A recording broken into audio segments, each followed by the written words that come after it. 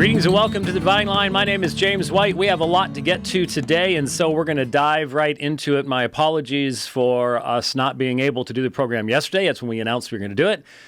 Bill Gates had other interests, however, and the computer that streams this to you said, I've got updates to do, see y'all later. And then it was like 1% and then like 2%, and we weren't able to do it. So that's all right. Thankfully, our special guest that we've been telling you about for a while is able to join us today at the same time.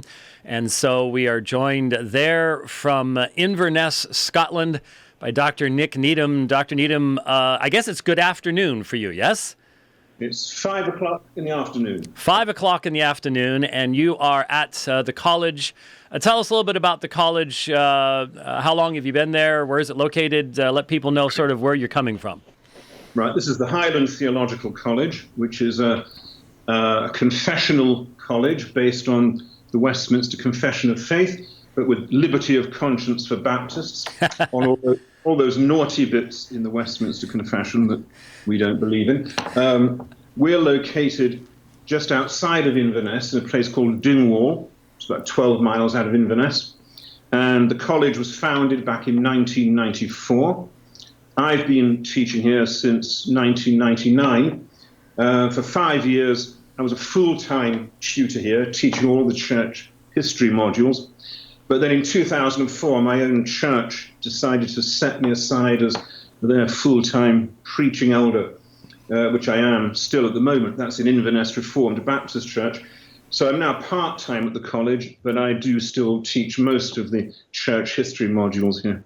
Well, good. Obviously, I did have the opportunity of coming up there. In fact, my first visit was in 2005. So was that sort of a transitionary period at the church there? Because I believe some others were still there, or?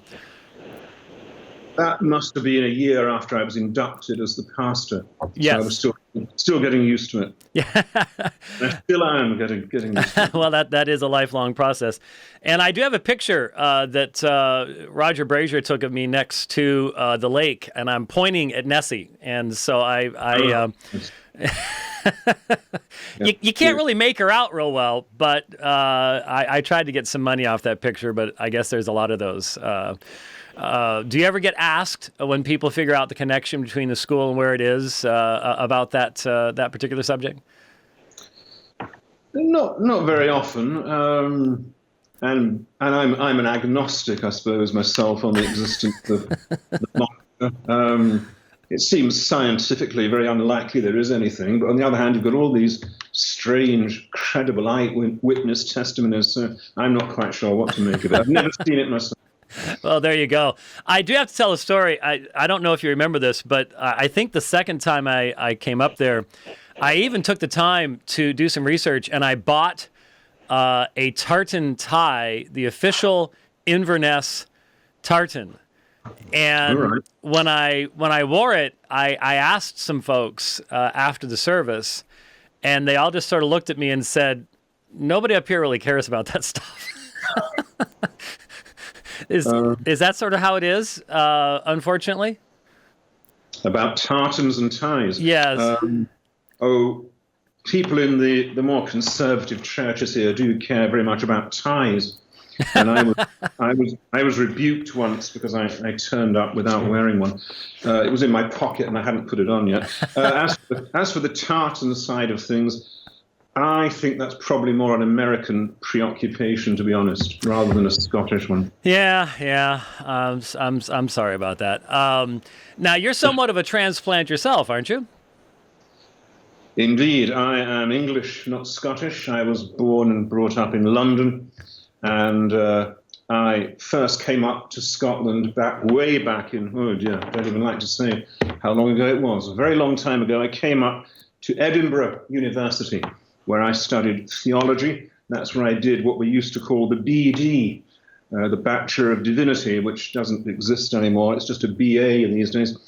And having done my BD there, I stayed on for another 5 years to do my PhD in Edinburgh University. So that meant I'd been in Scotland for 9 years, solid, studying. So that kind of cemented my relationship with the country, really. And I've been here most of the time since. So now I've gotten to spend a lot of time in London. Whereabouts did you grow up? Well, I grew up south of the river in a place called Plumstead near Woolwich, which you may not have heard of.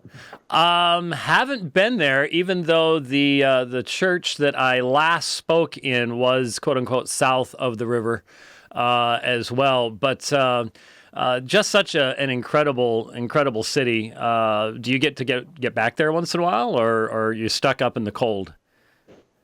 No, my family still lives in southeast London. That's my sister, niece, and my nephew and my two grandnieces. So I get back to see them about 3 or 4 times a year, but that would be between April and October. I just don't venture back during the winter months. It's not worth it. There are too many problems with weather and trains breaking down and so forth. Well, I imagine it might be getting a little cold there. I mean, if it was near freezing here in the desert Southwest this morning, so I don't know what the weather's like there, but we finally have some cold here. Now, you went up there to do your studies, so PhD in church history. Most church historians are sort of odd ducks. What causes someone to want to study church history? What grabbed hold of you and said this is where you need to go? Yeah, well, that's quite interesting because when I was at school, I had no interest whatsoever in history, and I dropped the subject as soon as I possibly could. But when I was converted, almost instantaneously, I developed a thirst for church history. My thinking was, in becoming a Christian, I've joined a people, the people of Christ. And now I want to know all about their life story. So that was there right from the word go. I was instantly plunged into the study of church history as a kind of corollary of my conversion. Now, that's how it began, and it's just remained with me ever since. I can't understand people who are not interested in the history of their spiritual community, to be honest. Well, that means you can't understand, unfortunately, a very large portion of folks. Now, maybe not so much in the United Kingdom, in Scotland and London. I mean, you're surrounded by history. I mean, you can't escape it. It's chiseled into the walls around you. Though I think most Londoners just walk past that stuff and never really take much interest in it, unfortunately. But here in the United States, I have often said, and unfortunately, the only reason it's humorous is because it is so very, very true. But the vast majority of folks, church history began with Billy Graham, and so your experience is, I want to know what Christ has been doing with his people all these years. Absolutely. For most everybody else, that's something that has to be explained, maybe cajoled, maybe even use a little bit of a guilt trip. To say to people, what you think you're the first person the Holy Spirit's been working with? Don't you think you might have something to learn from somebody else? Doesn't that strike you as making Americans just a little bit self-centered? Well, I wouldn't load Americans with a peculiar burden of guilt. The problem is universal, probably, and I have encountered it quite a lot over here. And to some extent, I might not be the right person to try and deal with that, because I don't understand it.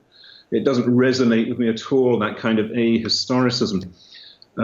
As I said, my very conversion seemed to me to be a joining of a people. And I could not conceive of not wanting to know about what this people had been doing and experiencing over the past 2,000 years. So I might not be the right person to deal with that. Although I have tried in various talks I've given here and there to encourage people to take an interest in the history of the church. quoted things like, a nation without a history is like a man without a memory. And we are the nation of God. If we don't know our own history, we're suffering from a kind of amnesia. Amnesia is unnatural and harmful. Let's get ourselves out of that state of mind. Well, now, what was your focus in your PhD work? What was your specific narrow field? Oh, yeah, well, it was very narrow, of course, as PhDs tend to be. I looked at the life and the theological work of a 19th century Scottish theologian named Thomas Erskine of Linlatham, who I came across when I was doing my BD. I was reading a book by C.S. Lewis. I forget which book it was now, but in each chapter of the book, he headed the chapter with a quotation. And one of the quotations was by someone, Erskine of Linlatham. And the quote was, I think, those who will not have God for their religion make religion into their God. And I thought, that's quite a nice, snappy quotation, but who on earth was Erskine of Linlatham? So I did a bit of research into who he was, and I became interested in him. So when I got the opportunity to do a PhD, I thought, well, let's see if I can do my PhD on Erskine. Let's see if I've got an original thesis here. So basically what I did was an intellectual biography of the man. I plotted the development of his thinking through his published writings. Basically, he began as what you could call an evangelical Calvinist, and he ended, unfortunately, as a typical Victorian liberal, believing in the universal fatherhood of God and the universal salvation of all mankind. So I was looking at how did he get from the one to the other? What was this process, and can we see it emerging in different stages? So that was what my thesis was about. Well, now that raises a real interesting question, and that is, okay, for a lot of folks, when you say we're a part of a people, they look back through the history of the church, and they see a tremendous number of concepts and thoughts expressed that would be troubling from an Orthodox perspective, of course, depending on how you define and delineate the term Orthodox. That's one of the reasons that a lot of conservatives struggle with even what they might consider an over-interest in church history, or if someone comes from a fundamentalist background.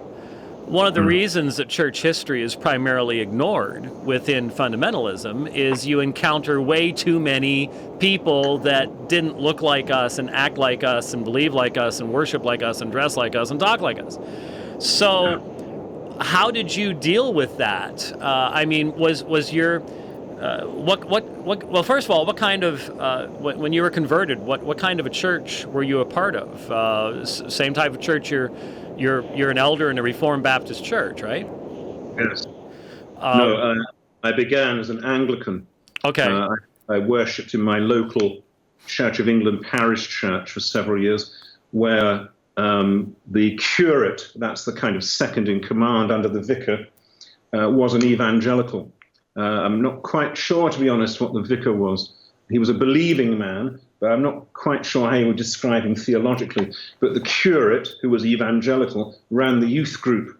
So, of course, I was young at the time, so I gravitated towards the youth group, and the evangelicalism of that group was undoubted.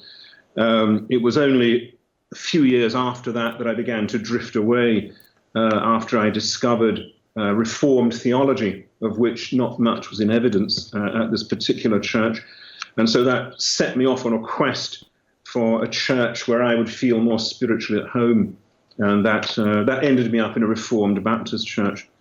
But I personally didn't have that sense of looking at troubling ideas when I was looking at Erskine of Linlatham. I guess right from my conversion, I'd been exposed to all kinds of eclectic ideas, and I'd had to forge my own way towards what I considered to be a sound understanding of the faith. So I was quite used to interacting with folks of different opinions, different backgrounds, and different periods in history as well. So I didn't actually have that troubling problem that other people do seem to have. Well, yeah, other people do seem to have that. It seems to be, in my experience, one of the barriers in my trying to get people to really do much reading is if you, for example, if you just pick up the Holmes edited edition of the Apostolic Fathers or something like that, even in something that early, you're going to find quite a range. I mean, you've got some great stuff.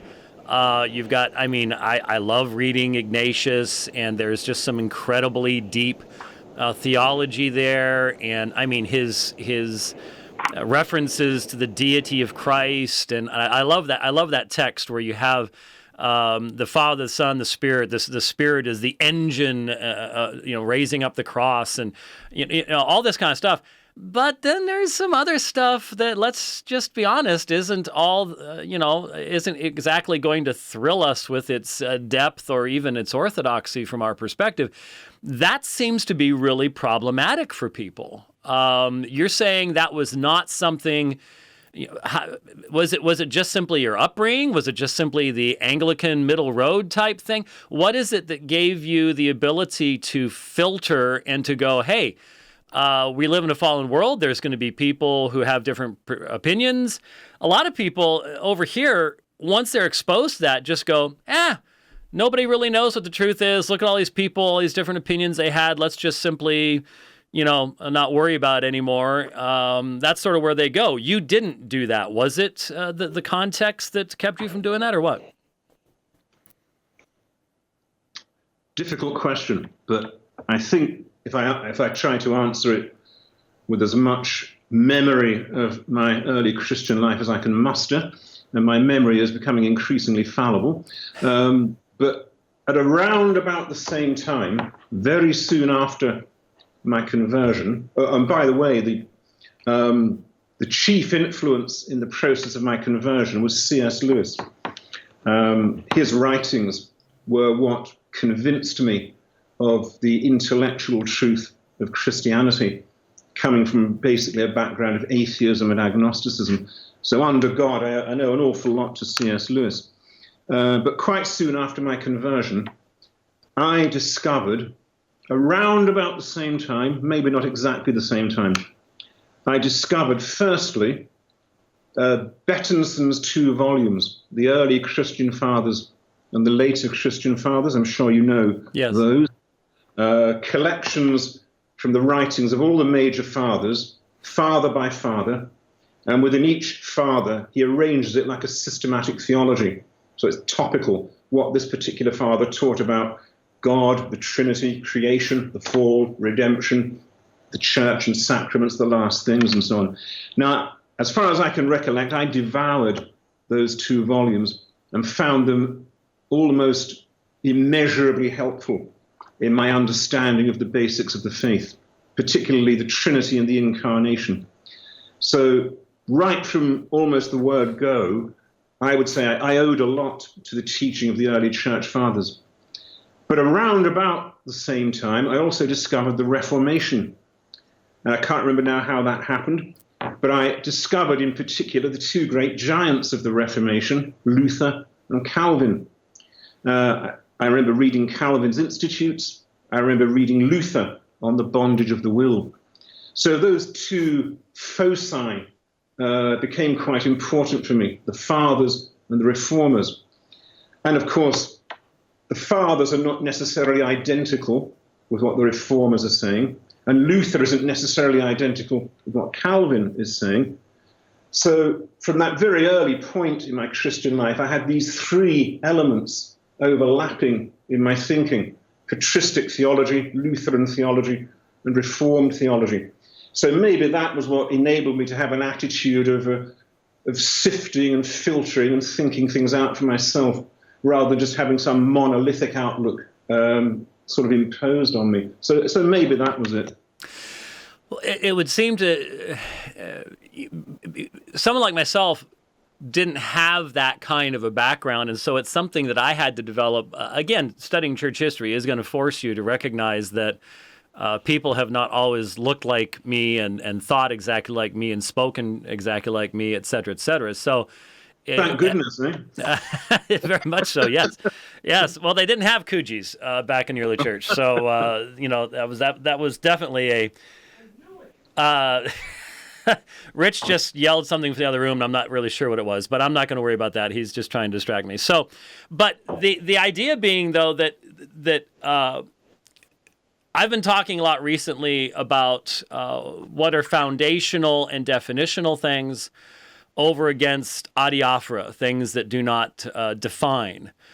And I think a lot of people listening, certain people, even within our own ranks, that would hear names like C.S. Lewis. But he said this and he said that. People who have a very small list of adiaphora and a very large list of absolutely foundational definitional, those that have more of a fundamentalist streak in them, automatically start going, I'm not so sure about this guy. And they're the same ones that I would think would struggle with the continuing validity or relevance of reading the early church or any part of church history, I suppose.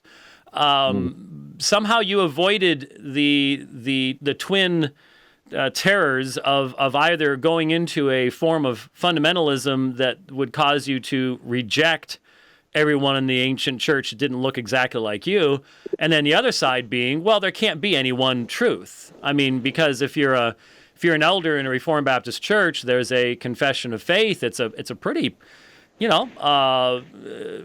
pretty full statement of faith. You've managed to keep that balance. Any words of wisdom to try to help the rest of us try to keep that balance as well? And it is the 1689 confession, yes, in my church. So it is quite detailed. I don't know. I mean, if you take that fundamentalist, as you call it, I mean, we don't have an awful lot of that kind of American fundamentalism in the United Kingdom. But if you take that attitude that you were just describing there, where you've got an awful lot of doctrines and positions that are considered non-negotiable, and perhaps very few that are considered to be adiaphora or things indifferent, then, I mean, you have to ask yourself the question then, don't you? If this is Christianity, this dotting every I and crossing every T of a fundamentalist outlook, if that's what Christianity is, then how come it hasn't existed for very long? Yeah. What was happening the previous 1,800, 1,900 years? I mean, was there no Christianity before this? What about the Lord's promise? I will build my church, and the gates of Hades will not prevail against it. There's actually a theological principle involved here, that when Christ founded his church, he promised that the gates of Hades never would prevail against it. So there always has been a church of Christ on the earth.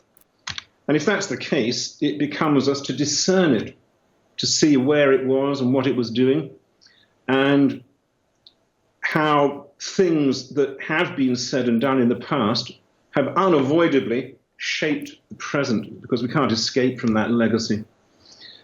But when it comes to the early church fathers in particular, I don't see how we can really avoid saying that they were the ones who, in the providence of God, laid all the foundations for our understanding of the Trinity and of Christology. So if they got that right, which I think they did, they can't all have been a load of, irrelevant people whose ideas we can just scorn or ignore, because we today are still standing on their shoulders regarding the doctrine of God and the doctrine of the person of Christ. And I myself still derive a huge amount of blessing and benefit from reading the Fathers, even though I don't necessarily agree with every single thing that any particular father said. I think I'm running out of steam here, but maybe you'd like to chip in and contribute something yourself at that point. No, well, it is interesting. It seems that that then would be behind. I have a set of books sitting here next to me called 2,000 Years of Christ's Power. And now I currently have 4 volumes. Isn't there a 5th in the works? That's a terrible series of books. I don't know why you've got those. I mean, of course, I wrote them. That's why they're so terrible. The first 4 volumes take the story up to roughly the beginning of the 18th century. So volume 1 is the early church fathers, volume 2 is the Middle Ages, volume 3 is the Renaissance and the Reformation, volume 4 is very, very roughly 1550 or thereabouts to 1740 or thereabouts. So that's as far as the series has got thus far. And yes, there is theoretically another volume in the pipeline, where, of course, inevitably the dominating subject for the 5th volume is going to be the Great Awakening, or as we call it, the Evangelical Revival. To be honest, I haven't actually started writing that volume yet. The last year has been, I've been preoccupied with other things, but that volume is scheduled to be written, and I have a committee breathing down my neck to make sure that I do begin to write it and even finish writing it. So hopefully within the next few years, volume 5 will appear. It will begin with the Great Awakening. I'm not quite sure where this 5th volume is going to end. It certainly isn't going to bring the story up to the present day. It's probably going to stop somewhere in the 19th century, I would imagine. Well, doesn't it get dangerous when you start getting close to the period of your PhD dissertation, because then the book has to be like 8,000 pages long just to cover everything? Well, one problem is that the further you get, or should I say, the nearer that you get to the present day, the more information you have on your hands. Right. There's this continual information explosion, which became absolutely atomic or nuclear once the printing press was invented. And of course, the other thing is that the closer you get to the present day, the more Christianity branches out into different storylines. So sort of having a multiplicity of information, you've got a multiplicity of stories to try and tell, which is why each volume gets fatter than the previous one. And the other thing is that the nearer you get to your present day, the more difficult it is to have a sense of historical perspective. So I certainly don't intend to bring the story, when I get to the last volume, I don't intend to bring the story beyond the impact of the Second Vatican Council. That's going to be my cutoff point. Oh yeah, I would imagine so. So, when did you first, volume 1? When did you start this whole project? Right. Well, this project was the result of time that I spent teaching in Nigeria. I taught in the Samuel Bill Theological College, which is the denominational college of the Kwa Igbo Church in Nigeria. Quite an interesting denomination. It has a Presbyterian form of church government, but practices believers' baptism. Now, I believe there are 1 or 2 others like that in the world, but there aren't many of them. Now, the Nigerian students, English was their common language. There are many tribal languages in Nigeria. So in order to communicate with each other, they need a lingua franca, and that's English. But it's not a particularly sophisticated kind of English. I mean, it's good and it's workable, but it's not sophisticated. And so I was landed with this problem. What shall I ask my students to read? What texts shall I ask them to read in church history? Because on the one hand, you've got these really good, solid, scholarly, academic books full of superb research and thoroughly historically grounded and reliable. But the range of English used in these books is rather too high for my Nigerian students. On the other hand, you've got books that are written at their level, books that are written in accessible English and are presented accessibly. But to be honest, the kind of history presented in those books is not particularly well grounded in historical scholarship. So there seems to be a gap here. Maybe I can fill it. That was the idea that I had. So when I got back from my time in Nigeria, I floated that idea to a friend of mine who at that time was involved in Grace Publications, which is a Grace Baptist, a Reformed Baptist publishing house over here. John Appleby, who went to be with Christ not so long ago.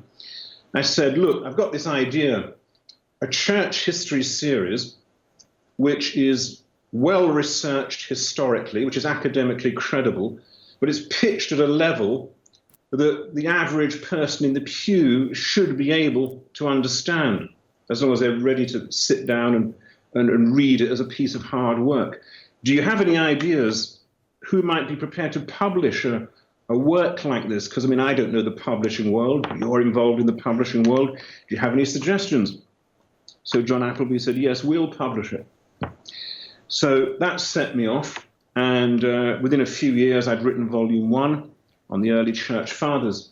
And that came out, I believe, was it about 1998? I think that was first published. And ever since then, Grace Publications have been behind the publication of this series until recently, when, for various reasons that are far too complex to go into, the project is now with Christian Focus Publications. And all the volumes, was it last year, have been reissued in hardback, right. and they're all revised versions, apart from the most recent one, which hasn't had a chance to be revised yet. But volumes 1, 2, and 3 are not only in hardback for the first time now, but they are substantially revised. Yeah, I love the format. They're doing a great job. They look great together. We've certainly been recommending them to folks, and yeah, at first it was these fairly large paperbacks when I first saw them, and I like the new format a lot better. So do I. So do I. Yeah, they look great, and we're trying to. People are always asking for resources. What can I get? And so we've certainly been seeking to direct folks to that set. It'll be very helpful to them. As far as your publications goes, would you consider that the central aspect of what you've done? Is that really where you want to keep focusing your attention in the future? Obviously, if you got volume 5 to do, you're going to have to be focusing your attention on that in the future. But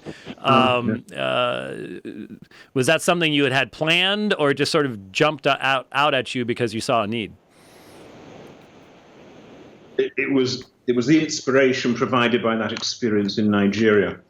I had no idea, however, that the series was going to be so long. I mean, my first idea was to do it in 1 volume. That soon became impractical once I'd started writing it, because I realized I already had enough to fill 1 volume dealing purely with the early church period. And then I started saying to people, it would be a 3-volume work. And then that idea was scotched when I wrote volume 3, and it didn't get beyond the Reformation. So then I started telling people it would be a 4-volume work. And now that idea has been scotched as well, because volume 4 only goes up to the 18th century. So, I mean, who knows how many volumes there will be. Maybe it will have to be called 3,000 years of by the time they're finished. So there is that ongoing work. But I do dabble in other things. I occasionally write articles or chapters in other books, multi-authorship books. So there's a book on the doctrine of justification coming out. I thought it might perhaps be out this year to celebrate the 500th anniversary, but it hasn't come out. It's edited by Matthew Barrett, and it's quite an exhaustive treatment. It's got a systematic theology section on justification, an exegetical section, and a church history section. And for my sins, I was tasked with writing the chapter from Augustine through to the end of the Middle Ages. Oh, my. Which was mind-boggling for me and might well be mind-boggling for anyone who ends up reading that chapter themselves. So there is that kind of thing. And then my most recent thing, as you'll know, was my little book of readings from the early church fathers, which took quite some time to try to gather that material together. So that finally came out, when was that, October maybe? That finally came out. It's in a series done by Christian Focus, these daily readings handbooks in a kind of nice pseudo-leather design. So they have books like daily readings from Matthew Henry, from George Whitefield, from the Puritans.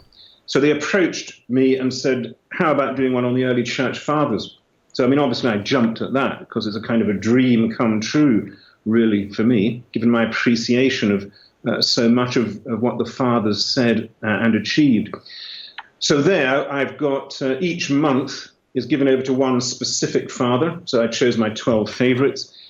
And within each month, I've tried to give a spread of readings on topics like the nature of theology itself, the doctrine of the Trinity, the person and work of Christ, general edifying passages to be applied to the believer's own life, and then lastly, the last things, heaven and hell. So as I say, that's now out. And personally speaking, if all my works perished except one, I'd rather have that one survive, because that isn't me speaking. That's the best wisdom of the fathers speaking in that particular volume. Ah, well, that's interesting. I'm holding it for folks here. Yeah, I wanted to get to that next. The early church fathers' daily readings. Now, you did crush me though, just a little bit there when you. This isn't real leather. I'm really hurt now. I thought that was pseudo leather. Sure, it'd be 10 times more expensive if that was real leather. Probably so. Obviously, over here, Crossway Publications has made this leatherette type thing extremely, extremely popular. But anyways, we've got January, we've got John Chrysostom, John the Golden Mouthed. We've got February is Irenaeus. March is Gregory the theologian. How would we know him? That's different. Is that just Gregory? That's not Greg, because you've got Gregory of Nyssa. Nazianzus. Okay. Okay. In the Eastern Church, he's called Gregory the theologian. And since he's an Eastern father, I decided to give him his Eastern name. I see. Okay. All right. That'll help people understand that one, because we've got Gregory of Nyssa down below, so sometimes we've got to keep them separated. We got St. Cyprian in April, Basil of Caesarea in May, Jerome in June, Gregory of Nyssa July, Augustine gets, Augustine gets August. That was purposeful, wasn't it? It was indeed. Cyril of Jerusalem for September, Ambrose October, Cyril of Alexandria for November, and currently reading with the great Athanasius in the month of December. Now, I'll be perfectly honest with you. I'm a little bit on the biased side. November would be slim pickings for me. I don't know. I'm not sure why in my readings Cyril has. I've got other favorites, shall we say? But we all have our favorites. This direction and that direction. But we all have our theological blind spots, James. And yours is Cyril of Alexandria, obviously. Okay. Well, I think he had a few as well, but maybe it's just simply how he interacted with others. But so I guess there's a whole series of these, but it would be a great way of introducing folks. Obviously, a little late on the Christmas season, but a great way of, before the New Year, maybe something to give to your elders, your pastors, some daily readings, some introduction to church history topics and things like that. And it's very, very well done. And I was glad when I got mine in the mail initially, I made reference to the fact that mine wasn't signed, and your publisher evidently heard this, and so we received 2 copies, and the one that I have now, it has a signature in it, and I'm hoping it's yours. It is mine. It is mine. It's genuine. I mean, the publisher could have done it. I probably wouldn't have asked. So I'm glad to have that. Mine. And it's worth its weight in gold, so you look after it. So, obviously, Volume 5 is going to be taking up a lot of your time, but are there other writing projects that you have coming up? No, nothing specific in the way of writing projects, but people may like to be reminded that I teach at the Highland Theological College, so we've got a whole new semester coming up in which I'll get the first year students for the first time. And that's always our largest body of students, the first years, and for various reasons. And I was going to say, you might want to expand upon that a little bit. We whittle them down over the years. Well, there's an element of that, but it's that it's only in the first year of our BA that subjects are compulsory. Right. Once you get to the second year, you choose, and so obviously not all of them are going to choose to carry on with church history. So, given that we have 1 year in which all the students are going to do church history, we decided the thing that they should know about would be the Reformation. So, first year church history, Reformation. So there will be that coming up. And I also teach the medieval church history module in the second semester too. So I have 2 classes running with all those wonderful essays that I have to mark and grade. And then there's the ongoing discipline of sermon preparation. I have to preach 3 sermons a week, Wednesday, Sunday morning, and Sunday evening. So I've got things that keep me going even when I'm not working on a literary project. So y'all haven't given in to the no more Sunday night movement across the world yet, huh? Well, that is beginning to catch on among even Reformed evangelicals in the United Kingdom. Not in our particular congregation, and I'm not aware of any Reformed church in Inverness that has gone that way. But I've got a very good friend who lives in Edinburgh, and he was telling me that that's definitely the way that the evangelical churches in Edinburgh are going. Drop your evening service. Yeah. It's popular. I mean, we are absolutely encased in stone in our own group, so that's they would have to board up the doors, I would imagine, to get us to not have our Sunday evening services. But it does seem to be more and more the case around the world. But I'm not 100% certain of all the reasons for that, especially in light of the fact that we have more ease of transportation now than we've ever had at any time in the history of the church. So, but each age of the church, as you well know, is different along those lines as to what their practices were.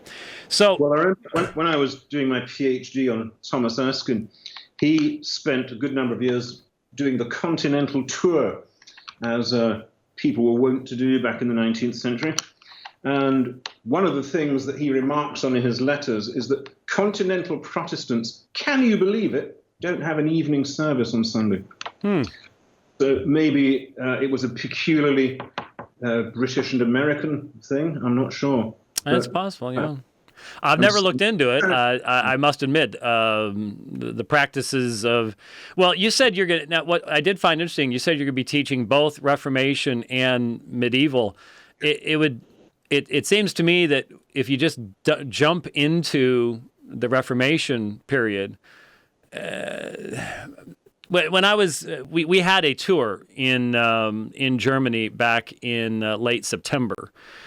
And that's when I got the opportunity of preaching at the Castle Church in Wittenberg, and we went to the Wartburg Castle, and we shot a little video in where at the terror hole in the at the Wartburg Castle, where the terror hole, Fritz Erbe, where Fritz Erbe was imprisoned, and since it's so far down, the entrance at the top was called the terror hole because you literally lowered the prisoner into this pure darkness, this dungeon.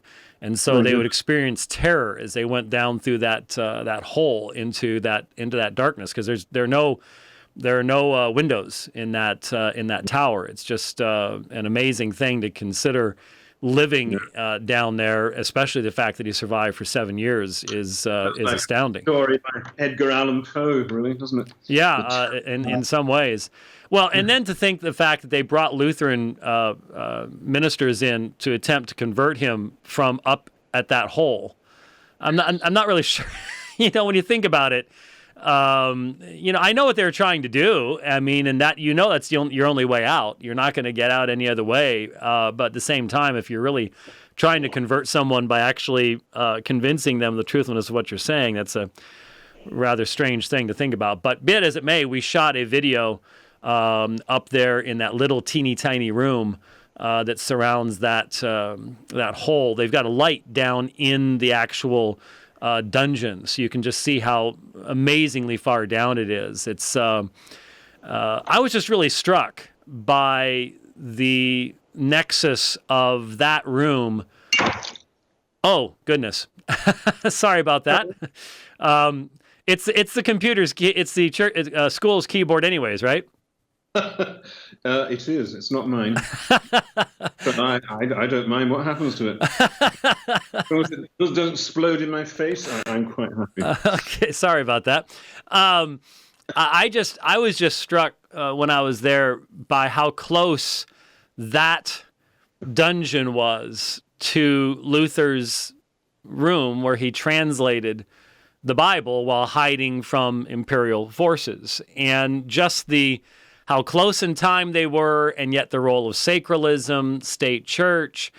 That's really what caused me to start thinking so much about that while we were there at the Wartburg. And I was very thankful that the folks that were doing the tour were able to so quickly arrange to bring our people up, to record something there. But one of the things I was going to mention to you was when we began our tour, the first night while we were in Berlin before we started, I gave somewhat of a lecture, and I was talking about the fact, I sort of in passing mentioned, now I realize that I would not be a welcome person in Luther's Wittenberg. I would not be a welcome person in Calvin's Geneva. And even though someone like Martin Bucer was maybe a little bit more broad-minded, Bucer's writings on the Jews, for example, in 1538 or so, were very strident, very strong, very common in that time period. And the folks that were doing the tour took me aside afterwards and said, "You do realize how unusual it is for someone to say the things you were just saying." And I'm like, "Well, what do you mean? How can you address this topic without talking about those things?" And I sort of became very concerned that, especially during this Reformation period, which isn't past, I'm trying to tell folks, okay, so October 31st came and went. Now we get to have 500 anniversaries of all sorts of cool stuff. We've got the Augsburg Disputation, and we've got we've got Worms coming up, and the Heidelberg Disputation, Marburg Colloquy. We've got all sorts of cool stuff to be looking forward to. But for most folks, like, okay, we did our celebration, let's move on from there. I've been trying to say to folks, look, we can't have a cartoonish view of what took place in the Reformation. We need to recognize who these men were, what made them tick. We need to recognize that the reformers were not in and of themselves, superheroes with a big red S on their chests. They, we have to let them be who they were, which I guess is the same thing about the early church as well. But it just struck me being over there and being in those places, just how important it is that we do history in I think, a responsible fashion. And even we who, everybody wants to look back in history and see themselves. We all want to look down to the well and see ourselves staring back at us. And we have to be very, very careful. It ends up perverting history. Anything you want to add to that? No, I do agree with that. We're all caught up in not only the flux of history, but the flux of a fallen world. So history itself is fallen. Everything is distorted one way or another, even in the church. And I often say to people, let's suppose the world lasts for another few hundred years. People, Christians in the future, are going to be looking back at us and saying, how on earth could they have believed that? How on earth could they have practiced that? And we don't see it because we have our own historical blindness to our own context. So yes, every age has its own virtues and its own vices, And it's extremely hard to think yourself out of that. Well, you had mentioned earlier that as you get closer to the current time period, you lose that historical perspective. And I've often said that the primary reason, well, I'm teaching church history at PRBC right now. We've been at it for, I don't know, about 46, 47 lessons so far. And we're only in the medieval period someplace. And in the introduction, I said to folks, this is one of the few times, church history is one of the few opportunities that we have to see ourselves in a mirror, because we're too close. We're too close to our current controversies. We're too close to what's going on in our own lives. We really don't have the perspective. But if Christ has been building his church, then we can look back. And for example, the subject of persecution. When you look at the first schisms in what was called the Catholic Church, and obviously Catholic with a different meaning than Roman Catholic today, those schisms were almost all due to the reaction to the subject of persecution and how you handled that particular issue. Well, we have lots of Christians under persecution today. And yet the vast majority of Christians have never even stopped to think, I wonder how people before us handled these issues and these subjects. And so we keep having to repeat the same things over and over and over again. We all know the old saying, if you forget history, you're doomed to repeat it. Well, it unfortunately is extremely true. And we end up, I don't know, from my perspective, it seems to me there's a tremendous amount of arrogance on the part of modern Christians to think that we can just simply get along just fine without having any consideration whatsoever concerning those who lived the faith before us. It seems like an amazingly arrogant attitude. It does, and it's also interesting, of course, that when you go back to the those attitudes to persecution and how to deal with persecution in the early church and with people who lapsed under persecution, the attitudes were not monolithic. You had a kind of an extreme right-wing approach that anybody who lapses under persecution, that's the end. They can never be forgiven. They can never be received back into the church. And then you had a kind of an extreme left-wing view, to use that terminology, whereby, if they lapsed under persecution, as long as they profess repentance, just immediately let them back in, everything is forgiven. And then you had the more middle position that was taken by most people, that, you can allow people back into the church who lapse under persecution, but you can't just let them back in kind of by waving a magic wand over them. They have to show sincerity and repentance before allowing them back. So you get these different approaches even back then. Our forefathers they didn't all think in the same way. No, they didn't. And, I've often said we need to let the early church fathers be the early church fathers. We can't try to turn them into something they weren't. I think that's honestly one of my strongest criticisms of Roman Catholic theology today, is that they attempt to create a monolithic consensus dogmatically on the part of the early church. It just simply didn't exist. And so you end up forcing them into a form that they never actually had. But Protestants do the same thing in reverse, just not as dogmatically. They don't allow them to be what they really were. And as you said, if the Lord were to tarry, I don't remember the day when I realized, I've written some books now. I might want to extend the same type of grace to those who've come before me as I would like to ask of those who are to come after me.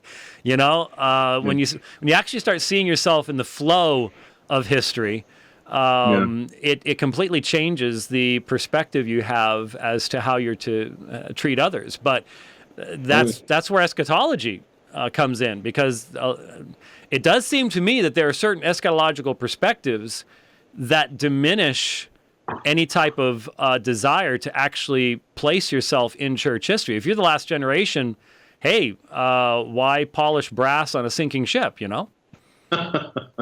Yes. And what you just said, was that about looking back on your own books? I mean, I often think that as a preacher, if I look at a sermon I preached 10 years ago, I think, oh, well, if I was preaching that sermon today, it's not quite how I would put it Yes. any longer. And I do agree with your point there about the early church fathers. They were neither Protestants nor Roman Catholics. They were the early church fathers. Right. They were patristic.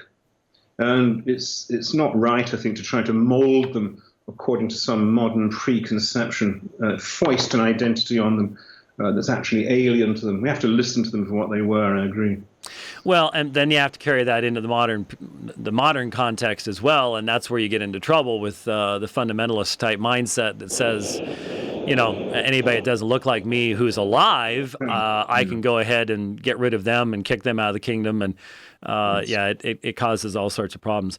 Well, Dr. Needham, first of all, thank you for being willing to actually be on a program with me. That's sort of dangerous. I'm not, there might be certain people that are going to be doing exposés on you now and all sorts of things like that. It's a wild and woolly place here in the United States, and you've now wandered into the midst of all that. But into the lion's den, yes. Yes, in the lion's den. Before I get cut off, can I just say hello to a few people? Oh, sure. My friends Stephen Barton, Al Shook, Cara Devereaux, and Alan Howe. Hello. There you go. That will keep them happy. What's that? That will keep them happy.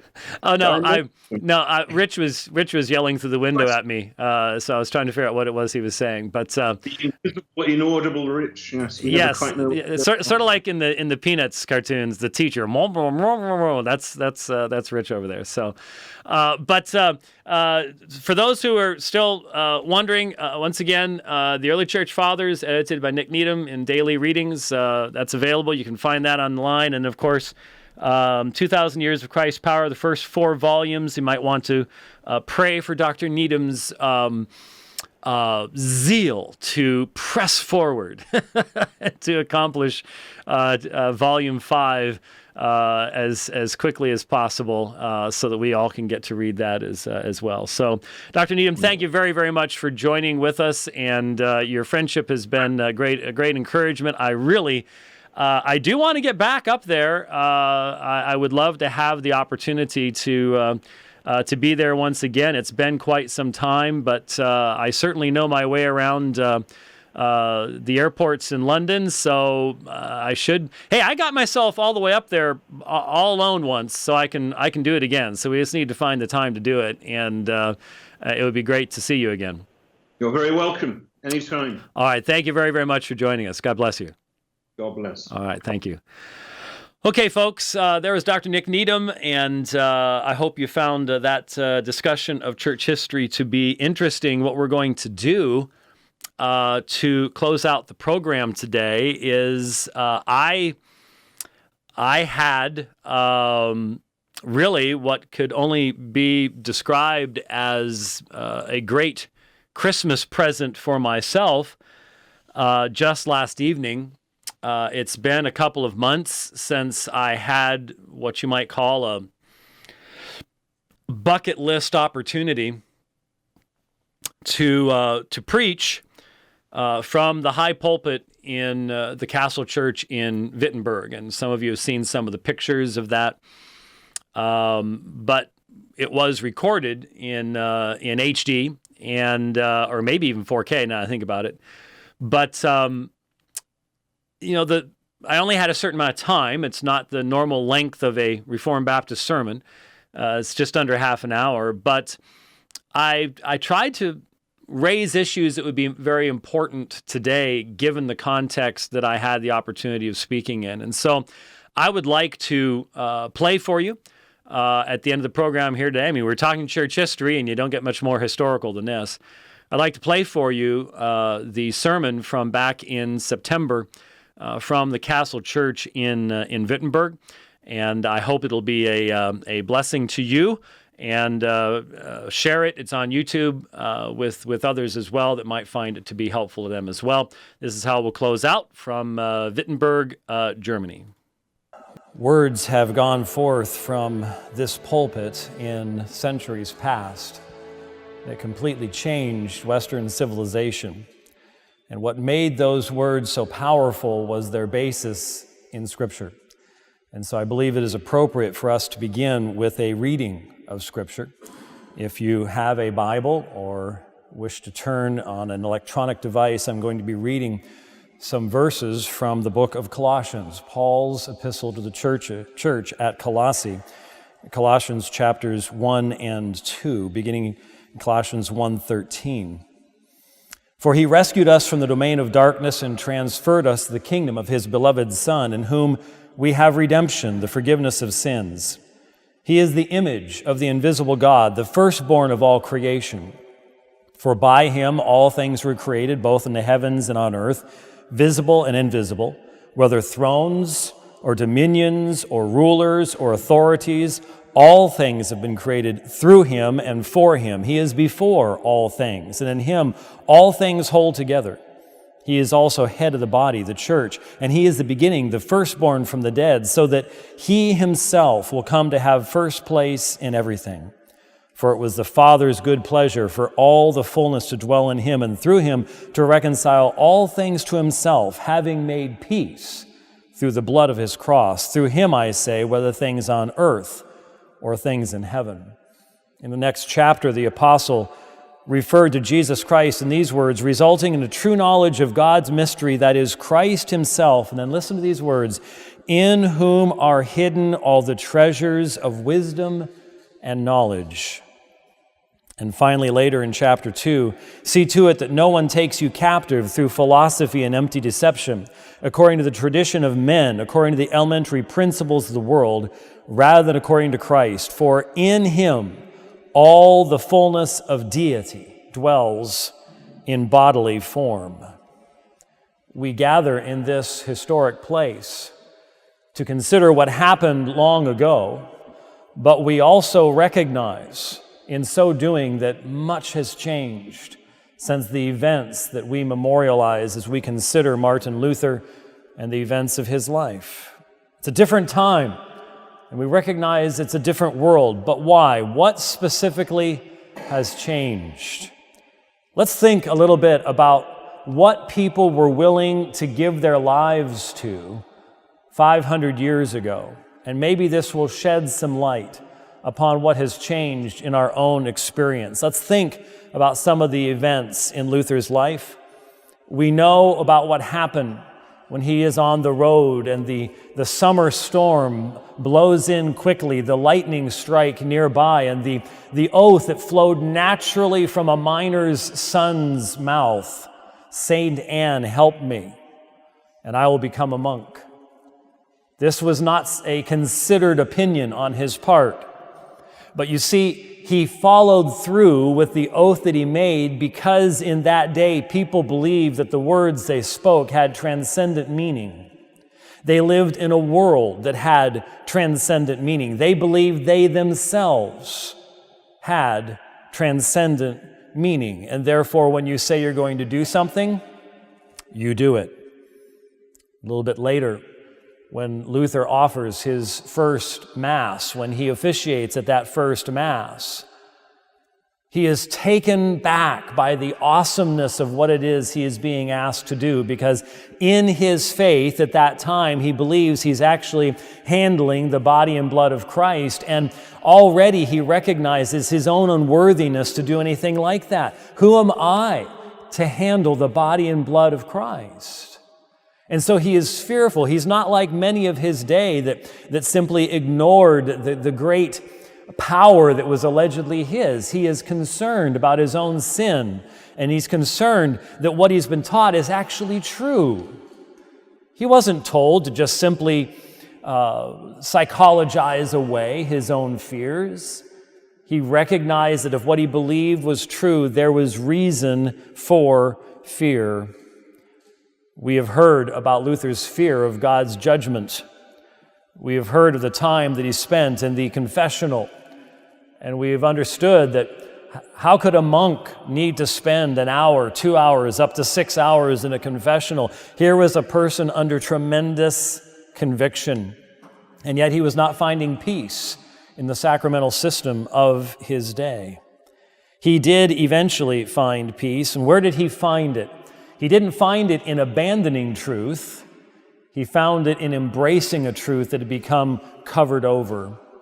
And for the benefit of where we are and possibly any of our German-speaking friends, I want to, when I quote from Martin Luther, first give you his actual words, and then I will translate for you. But I want you to hear what he said, how he eventually overcame that fear of judgment. These were his words. Warum wurde denn Christus geboren? Warum wurde gekreuzigt? Und warum starb denn?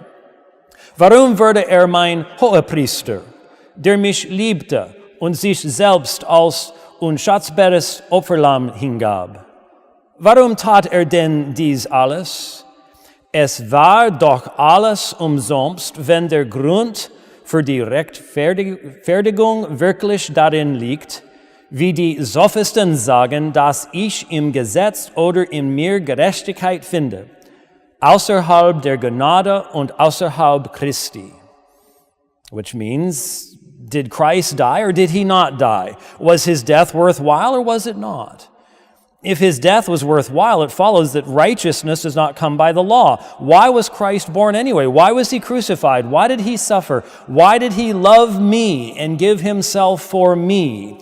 It was all done to no purpose if righteousness is to be had by the law. He came to understand the personal nature of the work of Christ in his behalf. He came to understand the perfection of the work of Jesus Christ. And this is what gave him boldness. This is what gave him boldness.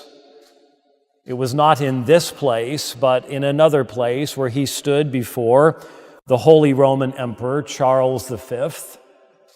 And yes, he did ask for that 24 hours to consider, but when he had to finally give the answer, he stood before Charles and he said he could not go against conscience unless you show me from Scripture and from plain reason where I have erred in my writings, then I cannot recant these things. Here I stand.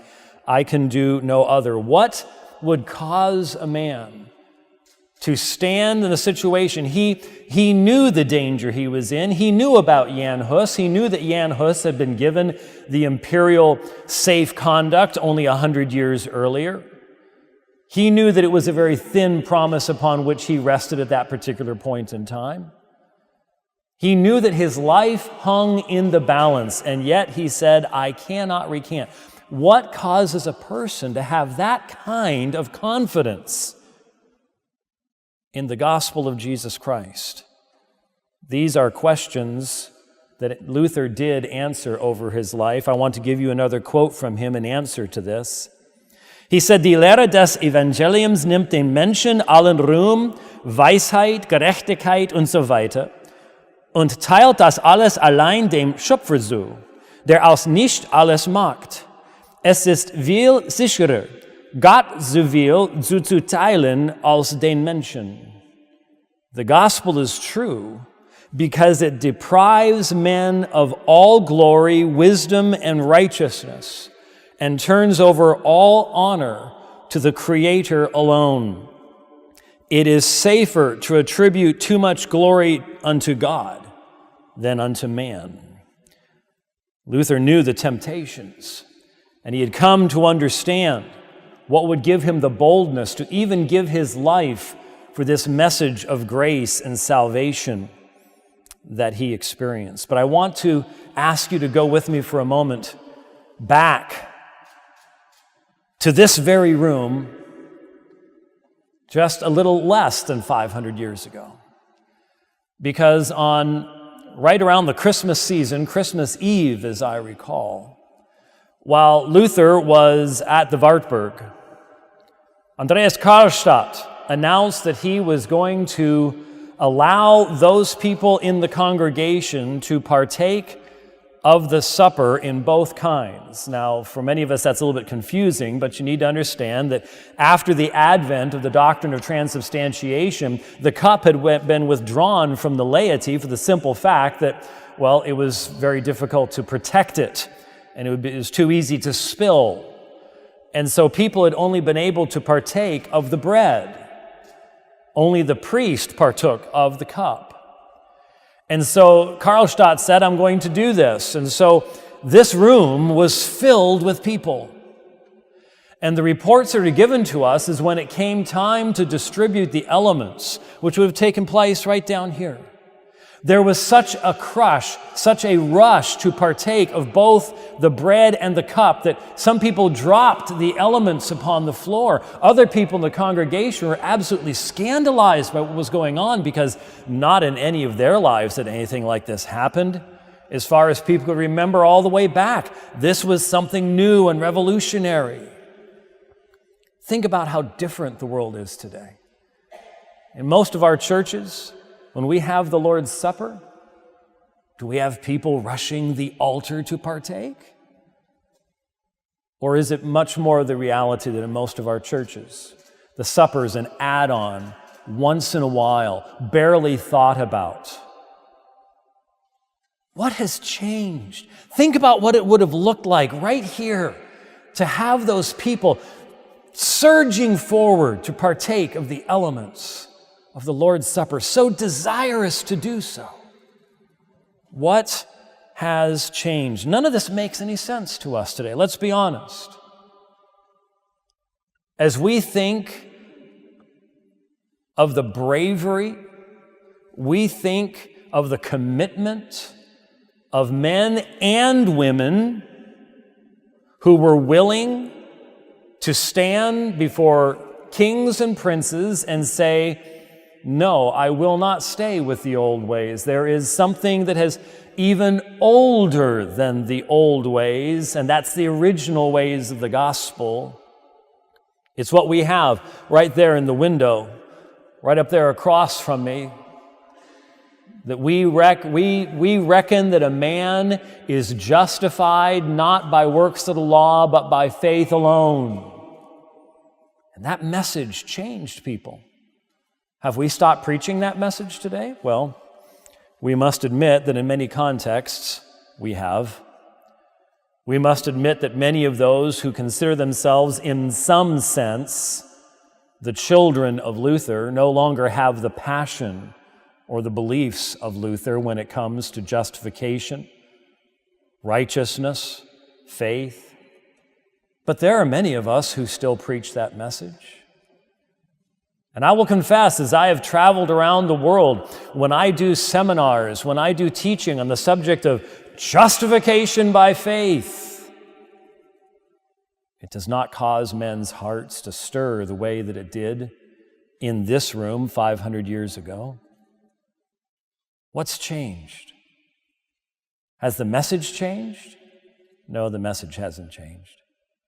But the audience has changed. Not in the sense that the audience today does not need to hear that message. The audience today does need to hear that message. But what has changed is us.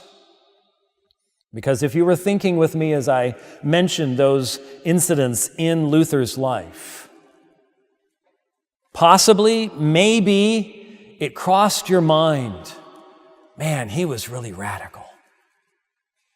I mean, do you really risk your life? Do you really risk your life in such a way that when someone says, are these your books? If you do not recant them, you're going to die. You know how agonizing it is to die by fire at the stake, and yet you will say, no, you must prove me wrong. Can you be so confident of that message?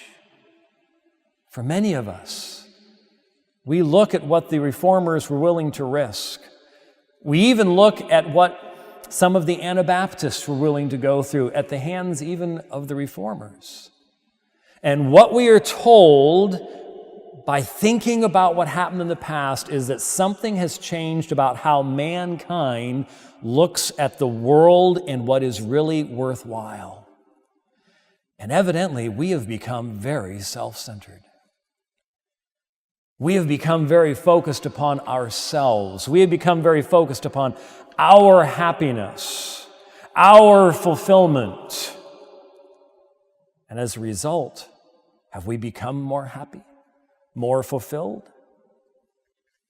The reality is, what has changed tells us much about how we must adjust as Christians, not the essence of our message, but the context and the words we use to communicate it to others. You see, the people of Luther's day lived in God's world.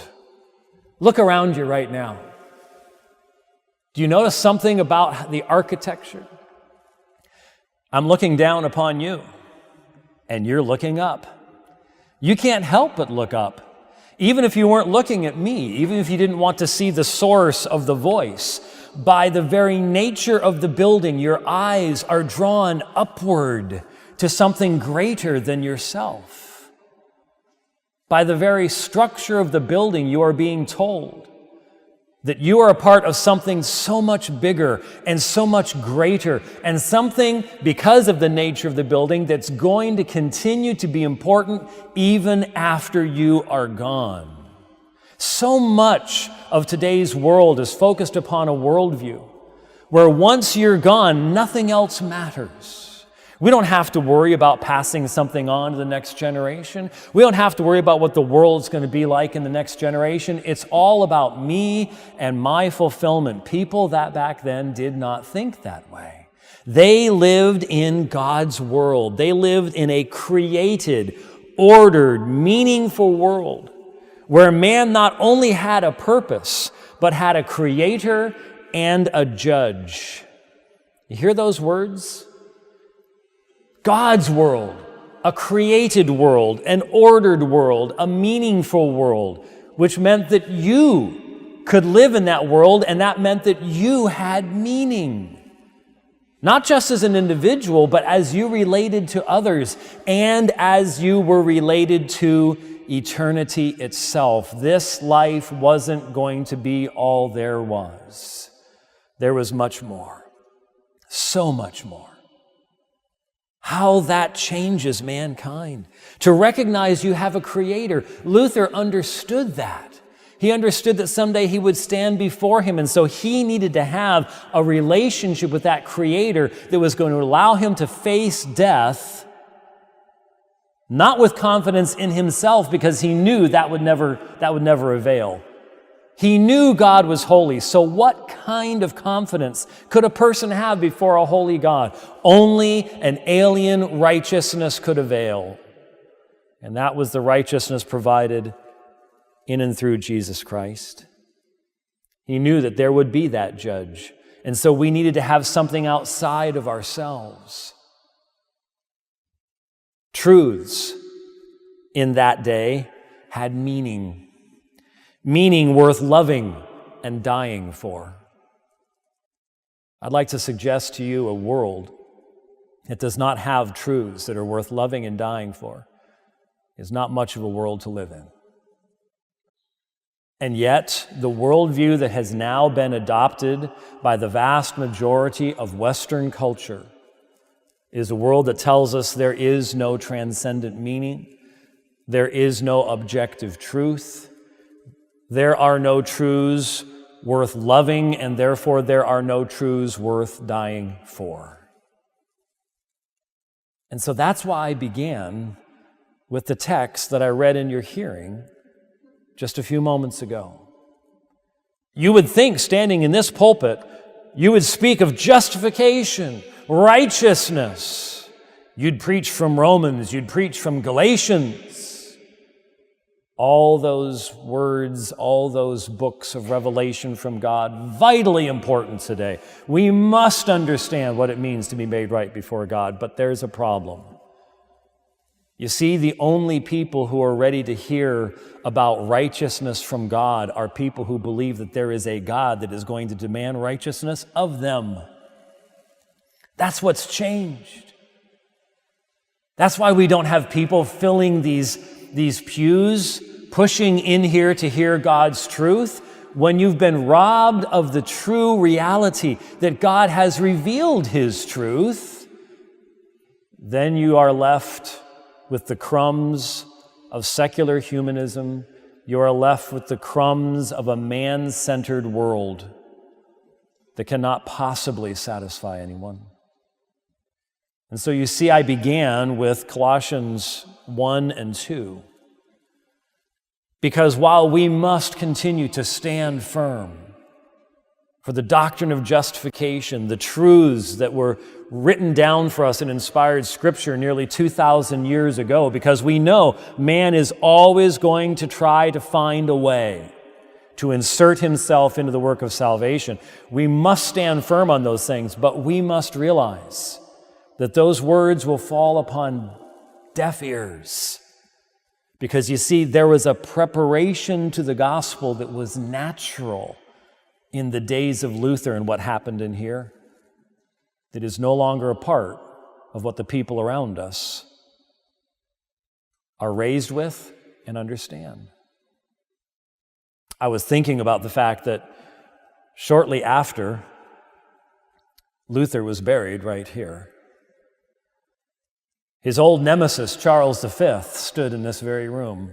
If you know the history, you know that very shortly thereafter, Charles came in with his armies and he came into this place and he stood right here. He looked at that crypt. And there were many who encouraged him, dig him up, burn him. That's what they had done to Wycliffe. That's what they had done to Wycliffe. They dug him up and burned his bones to ashes and threw them in the river Swift. So many wanted to do that to Luther as well. Charles refused.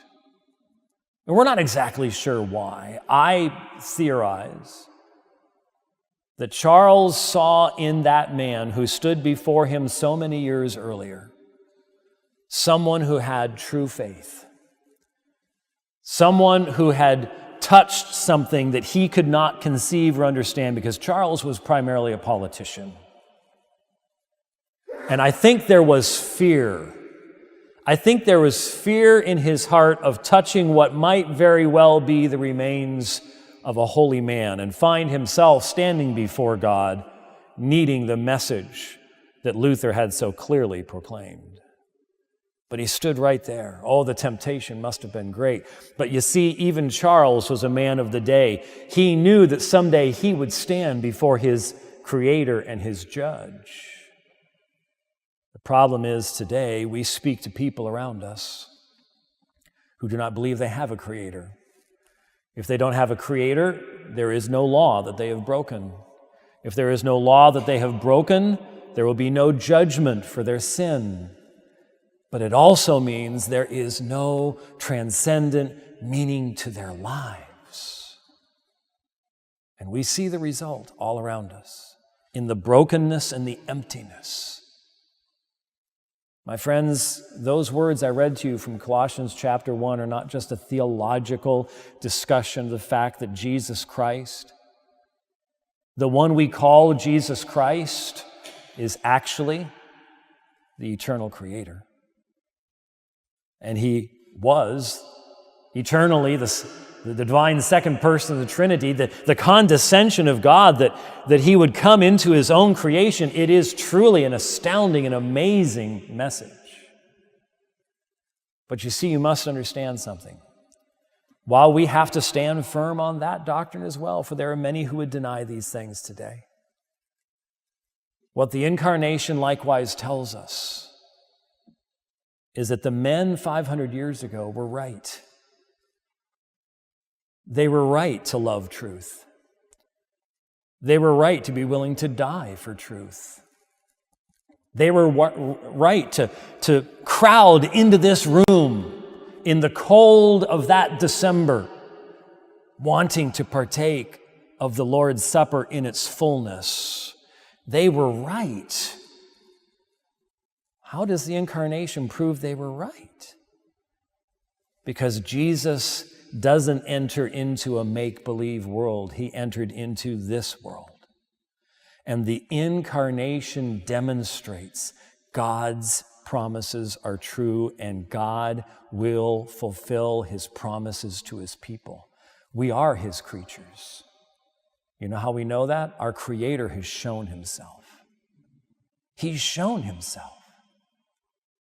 We can have true knowledge of who he is. It's not just a matter of our making up a God in our own image. God has revealed himself in Jesus Christ. And that means our lives have transcendent meaning. Transcendent meaning. This is the message this generation needs to hear. This is the message this land needs to hear. Every land needs to hear. As we turn away from the divine and fix our eyes solely upon what is upon this earth, we turn away from what could be the greatest happiness that we could ever know, because we turn away from knowing our Creator and our Maker. It is wonderful to be in this place and to consider what God did in the past. But you see, my friends, in many ways, we have degraded greatly from the German peasants that filled this room so long ago. They knew something that we no longer know. They saw something about this world that we have been deprived of. And so our prayer must be, God, bring revival. And that revival means reveal yourself.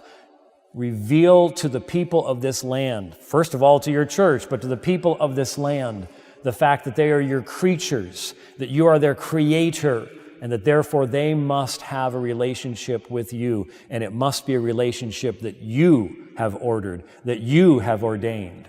And he has done that in and through the person of Jesus Christ. It is an honor to stand here. But you know why it's an honor? To know that over the course of 500 years, the gospel hasn't changed. The gospel hasn't changed. Its power is still the same. Man's need is still the same. We may need to speak differently. We may need to address different issues. But the reality is, the gospel that changed the people in this room 500 years ago can change the hearts of every person in it today. It's still a powerful gospel. It's still what God has done in Jesus Christ. Let us rejoice in it and redouble our efforts to make sure that all around us know who Jesus Christ truly is and what he's accomplished. Let's pray together. Our gracious Heavenly Father, we gather in this place, and once again, thank you for what you have done, what you did much longer ago than the events of this building, what you did on a hill outside of Jerusalem. We thank you for the gospel of Jesus Christ. We thank you that in eternity past, Father, Son, and Holy Spirit covenanted together to bring about triune glorification in the gospel, and we get to be the beneficiaries of that gospel. But Lord, we live in a dark day. We live in a day where many do not even lift up their eyes to consider their Creator and their Judge. May we be lights. First of all, may you make sure that light shines brightly in our hearts. May we see clearly our meaning in this world. And then may we be used to bring that message to others. God, have mercy upon this land and upon every land. May the gospel go forth in power as it did once from this very place. We thank you for the gospel of Jesus Christ, for it is in his name that we pray. Amen.